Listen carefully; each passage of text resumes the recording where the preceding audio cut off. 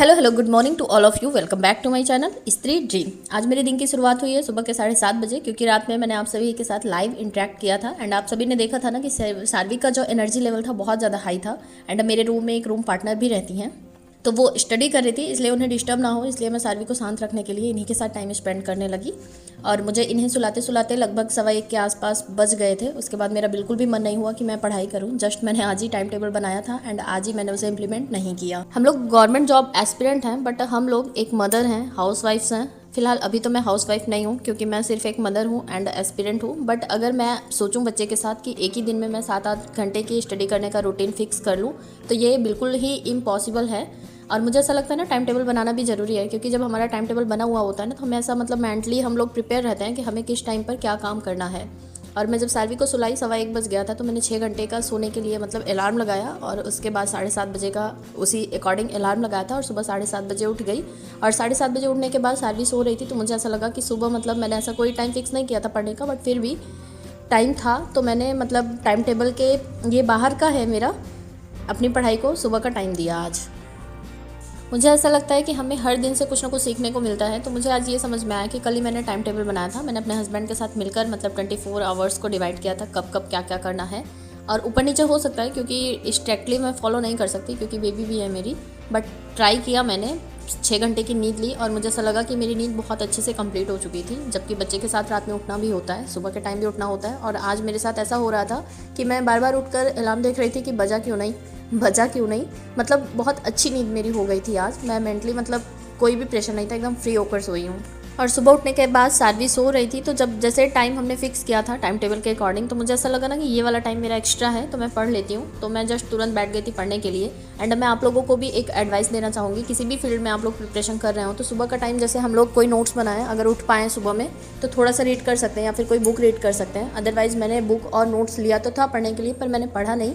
मैंने जो सनी सर वाली वीडियोज़ हैं उसी से रिवीजन किया, जो फर्स्ट वाली एंड सेकंड वाली वीडियोज़ थी। तो जब स्पीड पे करके देखते हैं ना, तो रिवीजन भी हो जाता है एंड साथ में हम कोई और काम भी मतलब अपना साथ साथ कर सकते हैं। मैं नोट्स या बुक्स से भी पढ़ सकती थी, बट सार्वी सो रही थी, मुझे ऐसा लगा कि मैं लाइट चलाऊंगी तो शायद उठ जाएं एंड नींद डिस्टर्ब हो इनकी। तो मैंने सोचा कि अभी ये सो रही हैं, तो अपनी मतलब पूरी नींद ये कर लें और मैं मतलब कॉम्प्रोमाइज़ कर लूँगी। तो मैंने इस तरह से अपनी मतलब 1 घंटे की पढ़ाई सुबह सुबह कंप्लीट कर ली थी।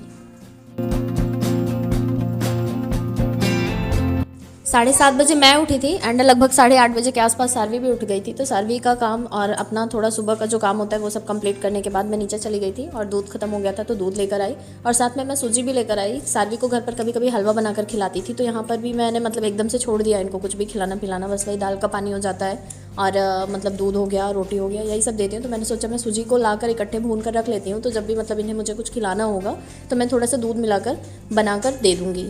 सूजी भून लेने के बाद मैंने सार्वी को भी दूध वगैरह पिला दिया था एंड उसके बाद फिर मैंने सोचा मैं इसी टाइम खाना भी बना लेती हूँ। आज मैं 1 घंटे पहले उठी थी, मतलब 1 घंटे मैंने स्टडी कर लिया था, तो उसके बाद के मैंने 4 घंटे रखे थे कि इन 4 घंटों में मुझे खाना बना लेना है, नहा लेना है, सार्वी को नहला देना है एंड कपड़े वगैरह जो भी थे वो भी वॉश कर लेने हैं एंड रूम भी साफ़ कर लेना है। तो मैं कोशिश करूँगी कि इन 4 घंटे में सारी चीज़ें मैं कंप्लीट कर लूँ।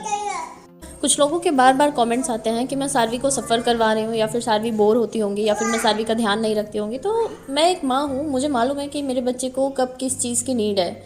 ज़रूरी तो नहीं है कि जब हम लोग घर पर होते हैं तो सभी लोग हमारे बच्चे को हमेशा लिए ही रहते हैं या फिर हमारे बच्चे के साथ खेलते ही रहते हैं। सबकी सिचुएशन अलग होती है। मैं जैसे यहाँ पर हूँ ना, सेम ऐसे ही अपने घर पर होती थी एंड आप लोगों ने मेरे मायके में भी देखा होगा मुझे, तो सेम यही कंडीशन वहाँ पर भी थी।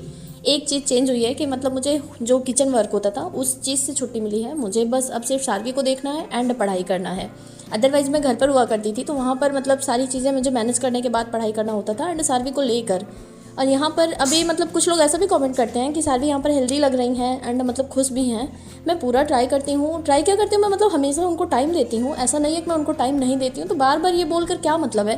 क्या हम लोग घर का काम करते हैं तो फिर बच्चों को बिजी नहीं रखते हैं, या फिर हमारा बच्चा हमेशा कोई लिया ही रहता है, या फिर कोई हमारे बच्चे के साथ हमेशा खेलता ही रहता है। आज का टाइम ऐसा है ना कि लोगों को मोबाइल से ही फुर्सत नहीं है, कोई हमारे बच्चे को टाइम नहीं देता है, हम खुद ही देखते हैं। और मुझे ऐसा लगता है ना, मोस्टली लोग ऐसे होंगे जो अपने बच्चों को खुद ही देखते होंगे। एंड प्लीज़ मैं रिक्वेस्ट करती हूँ ना कि इस तरह के कमेंट्स अब मत किया कीजिए, क्योंकि घर पर भी ना सबके बहुत सारी चीज़ें होती हैं। बच्चे क्या सीख रहे हैं, क्या कर रहे हैं ना, किसी चीज़ से मतलब नहीं होता है। हमारा ऑल टाइम किचन में ही चला जाता है। तो मुझे अच्छे से मालूम है कि मैं क्या कर रही हूँ, किस लिए कर रही हूँ और किसकी वजह से कर रही हूँ। ना मुझे प्रॉब्लम है, ना सार्वी को प्रॉब्लम है, ना मेरे हस्बैंड को प्रॉब्लम है एंड ना मेरी मदर इन लॉ को प्रॉब्लम है, ना फिर मेरी फैमिली के किसी भी मेंबर को प्रॉब्लम है। सब लोगों ने मतलब एकदम सहमति से मुझे भेजा है और सब लोगों को पूरा यकीन है कि मैं अच्छे से हैंडल कर लूँगी। पीछे भी मैंने एक बार क्लेरिफिकेशन दे दिया था एंड आज फाइनली मैं क्लेरिफिकेशन दे रही हूँ, क्योंकि सारवी ऑल टाइम घर पर भी मेरे साथ ही रहती थी। आप लोगों ने देखा भी होगा जो मुझे स्टार्टिंग से जानते हैं। एंड यहाँ पर भी सारवी मेरे साथ मतलब ऑल टाइम साथ में ही रहेंगी और मैं घर से ज़्यादा यहाँ पर इनको टाइम दे पाती हूँ एंड मैं वहाँ से ज़्यादा यहाँ पर चीज़ें इनको सिखा सकती हूँ।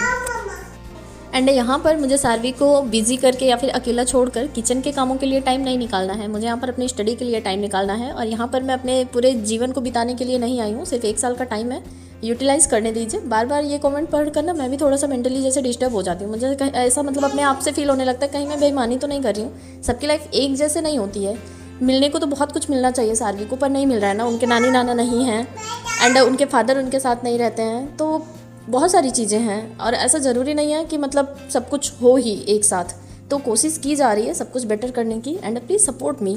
और आप लोगों को ज़्यादा टेंशन होती है तो फिर मैं क्या ही बताऊं, क्योंकि मुझे आप लोगों से ज़्यादा टेंशन होती है। मुझे सबसे ज़्यादा पता है क्या फ़ील होता है कि सारवी बड़ी हो जा रही है इतनी जल्दी जल्दी, इनके पापा को इनके साथ रहना चाहिए, क्योंकि मुझे मालूम है ना क्या होता है जब माँ बाप साथ नहीं होते हैं। और अभी अगर मैं कोशिश नहीं करूँगी ना तो अभी तो सारवी बड़ी ही हो जा रही है, इनका बचपन ही जा रहा है। कल को अगर मैं कुछ नहीं करूँगी ना तो इनका स्कूल वगैरह भी इनके पापा नहीं देख पाएंगे, सिर्फ वहीं रहकर वो जॉब करते रह जाएंगे एंड मैं यहाँ पर लेकर इनको अकेले संभालती रह जाऊँगी। मुझे मालूम है कि मैं क्या कर रही हूँ। फिलहाल अब मैं आगे से इस बारे में बात नहीं करूँगी।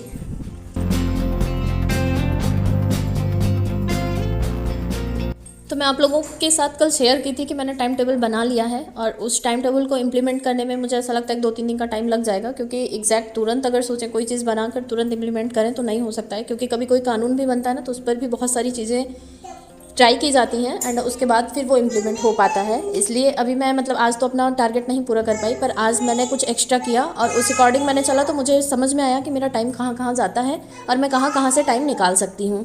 एंड मैं आप लोगों को भी सजेस्ट करूँगी कि आप लोग एक पेन एंड पेपर लीजिए एंड लिखिए कि आप लोग अपने 24 घंटे में कहाँ कहाँ पर टाइम देते हैं। और लिखने के बाद आप लोगों को समझ में आएगा कि आपका टाइम कहाँ कहाँ जाता है और कहाँ कहाँ आप लोग टाइम सेव कर सकते हैं। और अगर आप लोग पढ़ना चाहते हैं ना तो इस तरह से अगर आप लोग ट्राई करेंगे ना तो आप लोगों को ज़रूर समझ में आएगा कि आप लोगों के पास एटलीस्ट 3 से 4 घंटे तो बचते ही होंगे। और मैंने 4 घंटे का टाइम रखा था कि 4 घंटे में मुझे बहुत सारे काम ख़त्म करने थे, तो मैंने सारे काम उतने ही टाइम में कंप्लीट कर लिए थे। एंड सारवी को सुलाने का भी ट्राई किया था बट वो सोई नहीं, तो फिर मैंने ज़्यादा टाइम वेस्ट नहीं किया और फिर मैं बैठ गई थी पढ़ाई करने के लिए। आज मेरी रूम पार्टनर भी चली गई अपने घर होली के लिए। आज मैंने सचिन एकेडमी एप्लीकेशन से क्लास लेना स्टार्ट कर दिया है और सचिन सर के लेक्चर से मैंने स्टार्ट किया था, तो वहाँ पर उन्होंने सिर्फ इंट्रोडक्शन एंड सिलेबस वगैरह डिस्कस किया था, तो वो मैं नोट कर रही थी। अगर आप लोगों को ज़रूरत होगा तो बताइएगा, CDB का सिलेबस है, मैं वो भी शेयर कर दूँगी। एंड मैंने सोचा है कि मैं जो भी नोट्स बनाऊँगी उसको शेयर करती रहूँगी। और CDP के लिए मैं एक अलग से नोट्स प्रिपेयर करूँगी, क्योंकि अगर मैं टीचिंग एग्जाम की प्रिपरेशन करती हूँ तो इसकी नीड मुझे हमेशा ही लगेगी। जब मैंने बैच परचेज़ किया ही है एंड मुझे टीचिंग एग्जाम की प्रिपरेशन करनी है, तो मैं अभी मतलब सोच रही हूँ कि इसको प्रिपेयर ही कर लेती हूँ, क्योंकि नोट्स हमेशा रहेगा मेरे पास।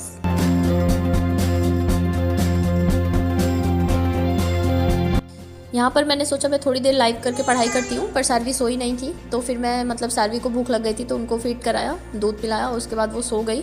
और फिर मैं यहाँ पर SST की नोट्स प्रिपेयर करने लग गई थी। और ये SST की नोट्स मैं जहाँ पर सनी सर के नोट्स बना रही हूँ ना उसी में नोट कर ले रही हूँ, क्योंकि हिस्ट्री और ज्योग्राफी यही सब का रहेगा, तो एक ही साथ सारा कलेक्शन हो जाएगा।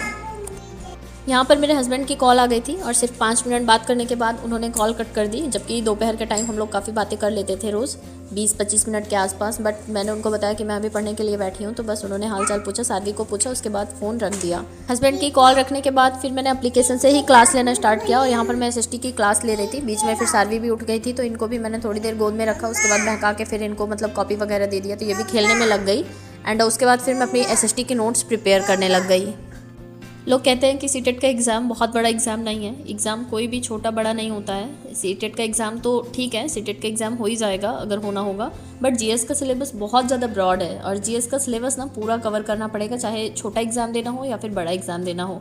तो अगर GS पढ़ ही रहा है ना तो खूब अच्छे से पढ़िए सब लोग, ताकि फिर इसे दोबारा ऐसा मतलब ना पढ़ने की ज़रूरत पड़े कि हमें नए सिरे से स्टार्ट करना पड़ेगा किसी जॉब के लिए प्रिपरेशन करने के लिए। क्योंकि सबको लगता है ना कि सीटेट का एग्ज़ाम बहुत छोटा है, बस क्वालिफाई कर लेना है, पर सीटेट का एग्ज़ाम क्वालिफाई करके हम लोग करेंगे क्या जब हमें जॉब ही नहीं मिलेगी। क्योंकि हम लोग कोई पर्टिकुलर जॉब की प्रिपरेशन तो कर नहीं रहे हैं कि हम अपने कोई ड्रीम जॉब की प्रिपरेशन कर रहे हैं। स्पेशली मैं तो अपने ड्रीम जॉब की प्रिपरेशन नहीं कर रही हूँ। मुझे सीटेट क्वालिफाई करना है, किसी भी स्टेट में कोई भी वैकेंसी होती है तो मैं उसके लिए एलिजिबल हो जाऊँगी एंड मैं उसे अप्लाई करूँगी। तो मैं अभी से ही यही सोच कर पढ़ना स्टार्ट की हूँ। और एज ए हाउस वाइफ मैं आप सबको भी यही सजेस्ट करूँगी, अगर आप लोग भी टीचिंग लाइन से रिलेट करते हैं तो आप लोग भी इसी तरह से पढ़िए। ये टारगेट तो बिल्कुल मत रखिए कि हमें सिर्फ सीटेट का एग्ज़ाम क्वालिफाई करना है। ये सोचिए कि हमें एक जॉब पानी है और विद इन 1 ईयर, तो उसी हिसाब से अपनी प्रिपरेशन को कंटिन्यू रखिए।